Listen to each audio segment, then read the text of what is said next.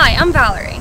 Join us today for the first edition of the ESKAVIEWS. Today, Cory Freedman from the Toronto Women Run Series will be joining us for an exclusive interview right at the finish line in Toronto at Sunnybrook Park.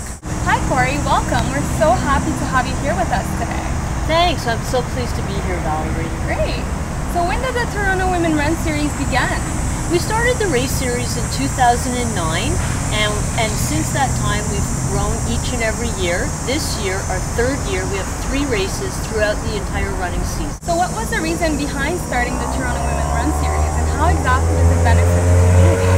I started the run series 3 years ago because I wanted to have some races that I thought would be fun for my friends and I to do, and it was essentially the women's running scene was growing and booming in leaps and bounds, and I decided it was time to create a women's running series for the women of Toronto and the surrounding area. Okay. We benefit the community because not only do we encourage and promote the opportunity for women to get fit and active, we also raise money for the Pediatric Oncology Group of Ontario, which is called POGO, and to date we've raised over $75,000 for the charity, which benefits kids and families who are undergoing cancer treatment. So how exactly are you greening the race? The Toronto Women's Run Series has a sustainability commitment, and how we achieve our goals of greening and keeping the park as green and clean as possible is to provide reusable cups along the route. They're paper, we recycle them at the end of the race. All of our signage is reusable and recyclable.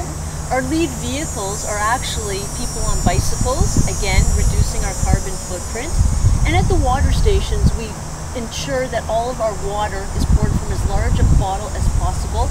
In this case it's 1.5 liter bottles, and we fill the cups as effectively and as efficiently as possible.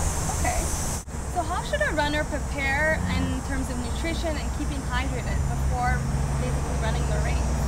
It's really important as you head into race day to ensure that you are properly hydrated, and this means drinking as much water as possible the day before. This usually includes about 8 cups of water, and also to make sure that you eat a good meal the night before the race, and also have breakfast before you come to the race, and that you drink some water before the start of the race, and along the way take advantage of the aid stations, sip some water along the route as you go, and then when you're finished, again, begin to rehydrate immediately after the race. Okay.